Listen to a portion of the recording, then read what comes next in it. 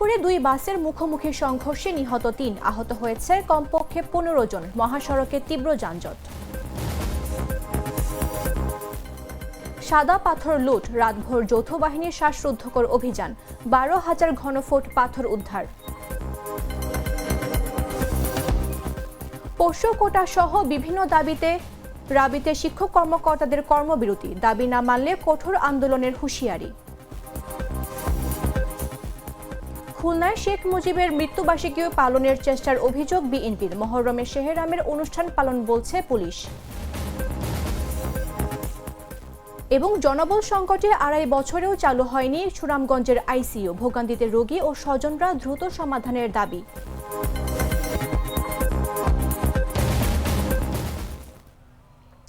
আমন্ত্রণ দেশজুড়ে সংবাদে, আপনাদের সাথে রয়েছি আমি মামদুহা রাইসা।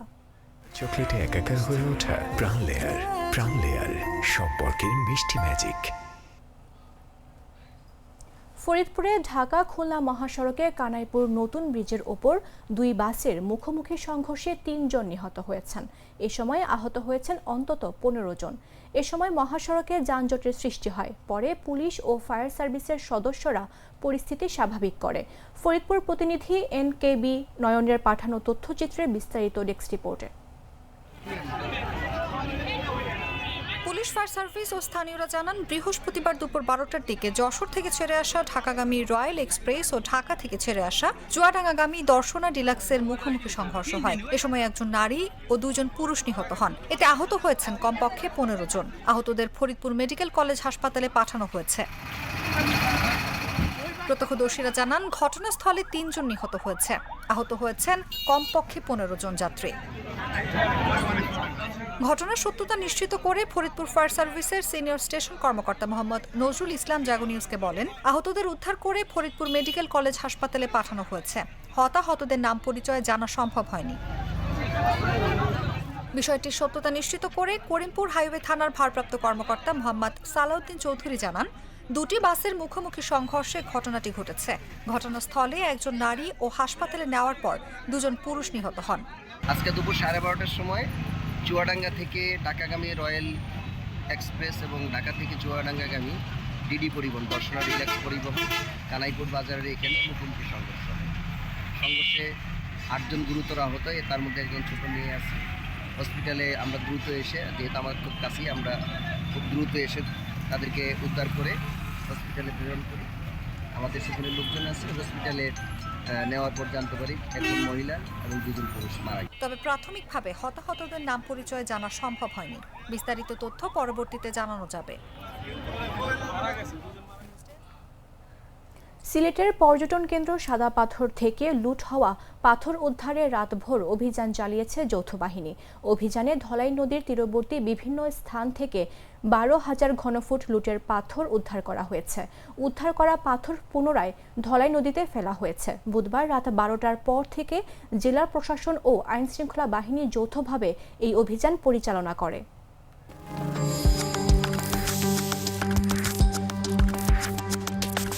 বুধবার ঠিক রাত ১২টা পেরোতেই সিলেটের আকাশে যেন ভেসে এলো অদৃশ্য উত্তেজনার স্রোত। পর্যটন কেন্দ্র সাদা পাথর থেকে লুট হওয়া পাথর উদ্ধারে প্রস্তুত হলো যৌথ বাহিনী। নীরবতার মধ্যে ধলাই নদীর তীর ধরে শুরু হলো রাতভর এক শ্বাসরুদ্ধকর অভিযান। কোম্পানিগঞ্জের নির্জন নদীর তীর ভেঙে দিল নৌকার হালকা শব্দ, ট্রাকের চাকার গর্জন আর টর্চ লাইটের ঝিলিক। স্তূপকৃত ১২,০০০ ঘনফুট সাদা পাথর একে একে চিহ্নিত করা হলো। এগুলোই কয়েক সপ্তাহ ধরে আলোচিত লুটের মাল।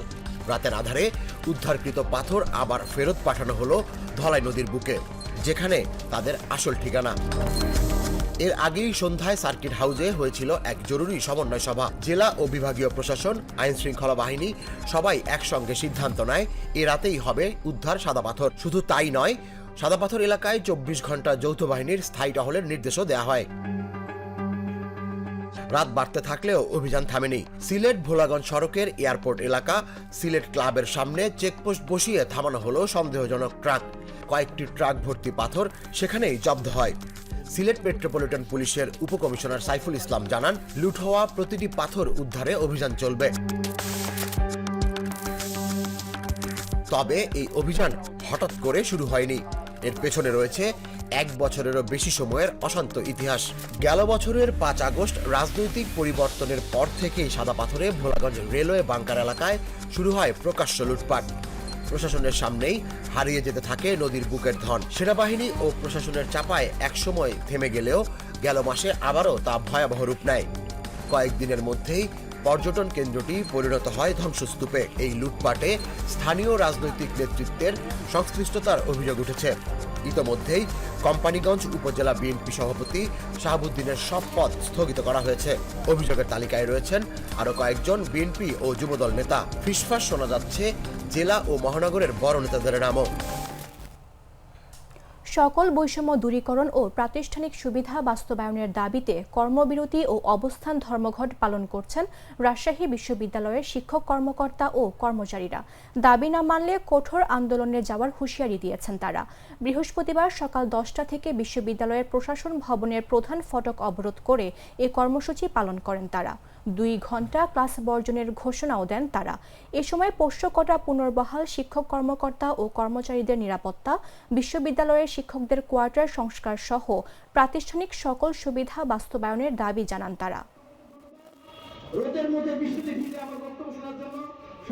আমাদের সকল বৈষম্য দূরীকরণের জন্য, প্রাতিষ্ঠানিক অধিকার আদায়ের জন্য রাজশাহী বিশ্ববিদ্যালয় অফিসার সমিতি সহ সকল কর্মকর্তা কর্মচারীদের নিয়ে আমরা 13 দিন আন্দোলন সংগ্রামে ছিলাম।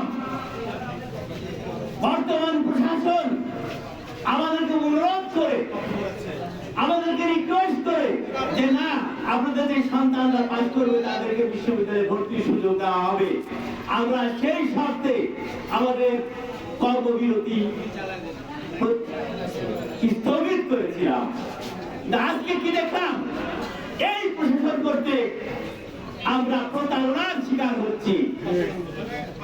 আমাদের ঢাকা বিশ্ববিদ্যালয়, চট্টগ্রাম বিশ্ববিদ্যালয়, ইসলামী বিশ্ববিদ্যালয়, সিলেট বিজ্ঞান ও প্রযুক্তি বিশ্ববিদ্যালয় এবং গতকাল জাহাঙ্গীরনগর বিশ্ববিদ্যালয়ের সিদ্ধান্ত হয়েছে, তো বাকি বিশ্ববিদ্যালয়গুলো আমাদের সন্তানদের।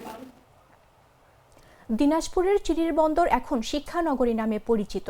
27টি আবাসিক বেসরকারি প্রতিষ্ঠানে প্রায় 8,000 শিক্ষার্থী কঠোর নিয়মে পড়াশোনা করছে।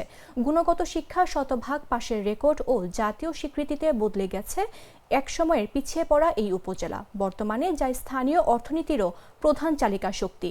দিনাজপুর প্রতিনিধি এমদাদুল হক মিলনের পাঠানো তথ্যচিত্রের বিস্তারিত ডেস্ক রিপোর্টে।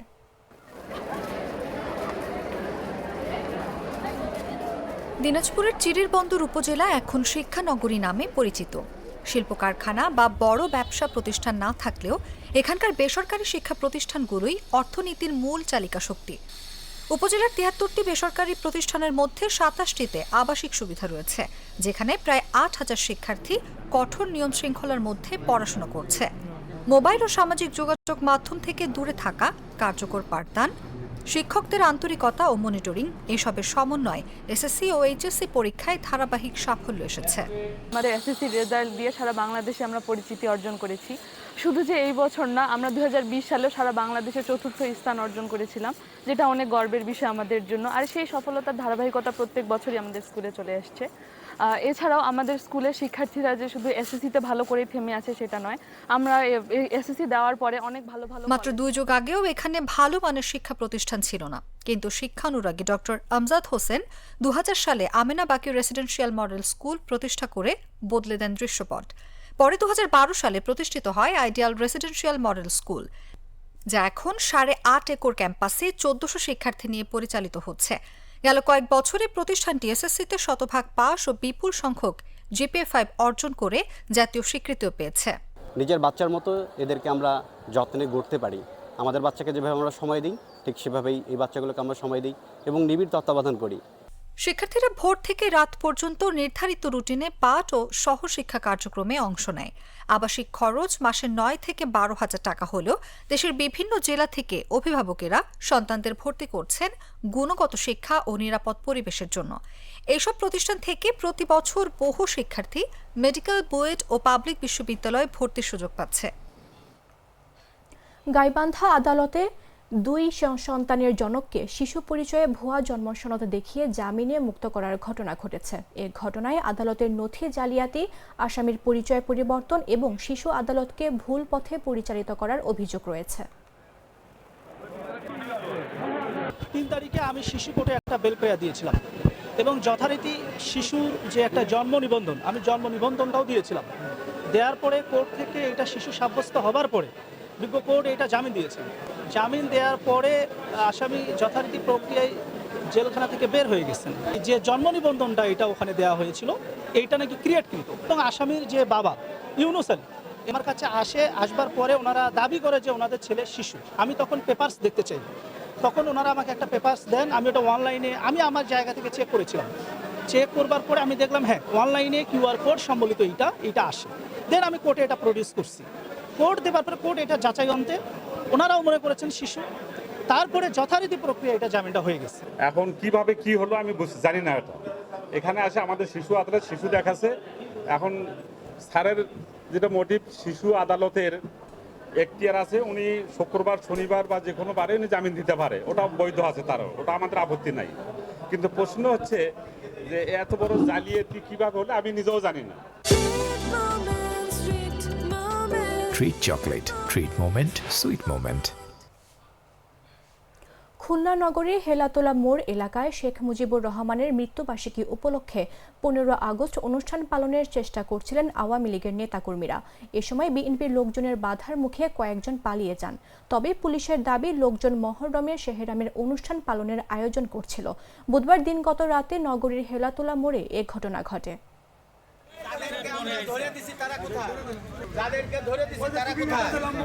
13 আগস্ট রাত খুলনার হেলাতলা মোড়।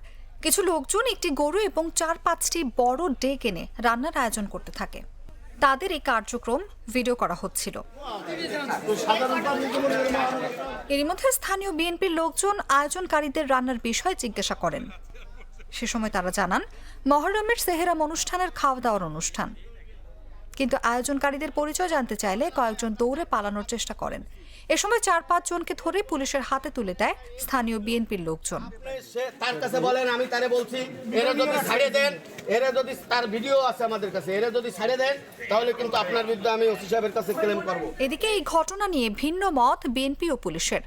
বিএনপি নেতা কর্মীদের দাবি সজীব ওয়াজেদ জয়ের নির্দেশে খুলনায় আওয়ামী লীগের লোকজন সেহরামের অনুষ্ঠান বলে প্রচার করে শেখ মুজিবের মৃত্যুবার্ষিকী উপলক্ষে 15 আগস্টের অনুষ্ঠান পালনের চেষ্টা করছিলেন।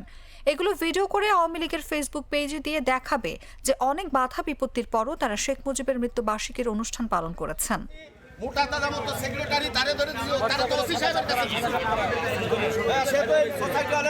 তবে পুলিশের দাবি লোকজন মহররমের সেহরামের অনুষ্ঠানই পালনের আয়োজন করছিল। এই ঘটনায় কাউকে পুলিশের কাছে হস্তান্তর করা হয়নি বলেও জানান খুলনা সদর থানার ভারপ্রাপ্ত কর্মকর্তা হাওলাদার সানোয়ার হোসেন মাসুম।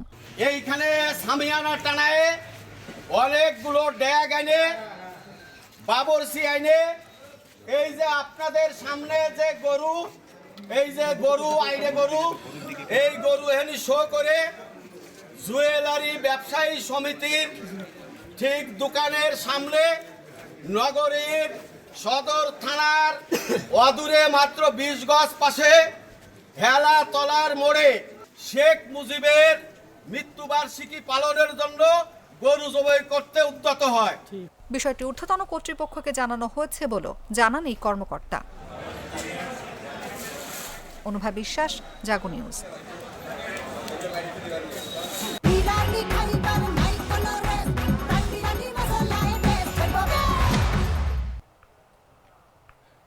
হাওড়ের জেলা সুনামগঞ্জে স্বাস্থ্যসেবা চরমভাবে পিছিয়ে।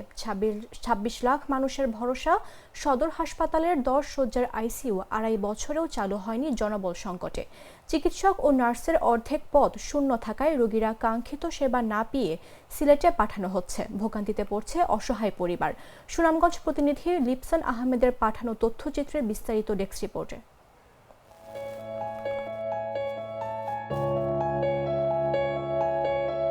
হাওড়ের জেলা সুনামগঞ্জ অবকাঠামো উন্নয়নে এগুলেও স্বাস্থ্যসেবায় অনেক পিছিয়ে। জেলার ২৬ লাখ মানুষের একমাত্র ভরসা ২৫০ শয্যার সদর হাসপাতাল। কিন্তু হাওড়ের দুর্গম প্রান্ত থেকে রোগীরা এখানে এলেও অধিকাংশ সময় নামমাত্র চিকিৎসা দিয়ে সিলেটে পাঠানো হয়। এতে তারা কাঙ্ক্ষিত সেবা থেকে বঞ্চিত হন, পাশাপাশি পড়েন আর্থিক ও মানসিক দুর্ভোগে।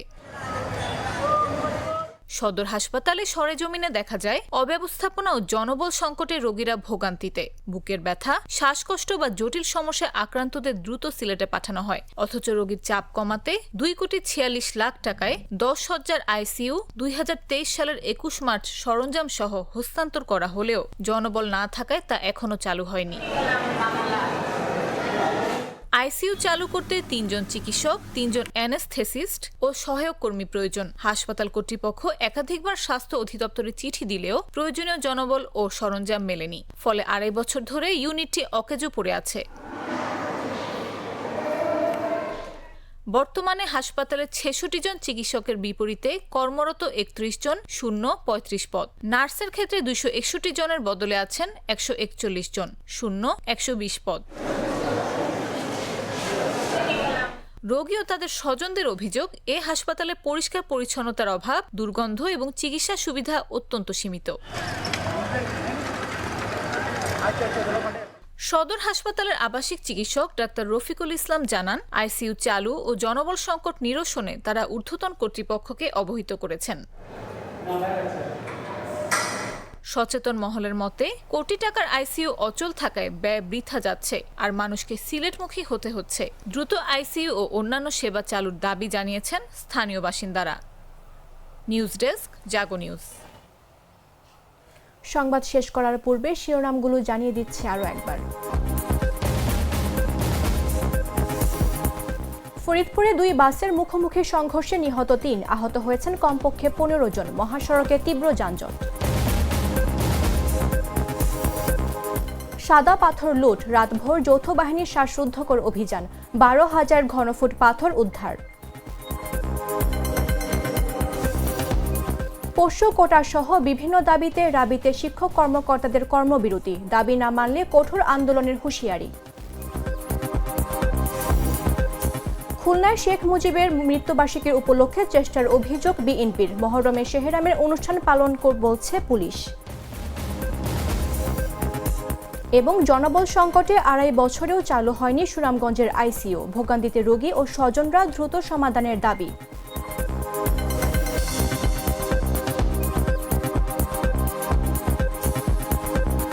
দর্শক, এই ছিল এখনকার মতো। প্রতি মুহূর্তে সর্বশেষ খবর জানতে ভিজিট করুন jagonews24.com। ফলো করুন আমাদের ভেরিফাইড ফেসবুক পেজ এবং সাবস্ক্রাইব করুন জাগো নিউজের ইউটিউব চ্যানেল। ধন্যবাদ সবাইকে।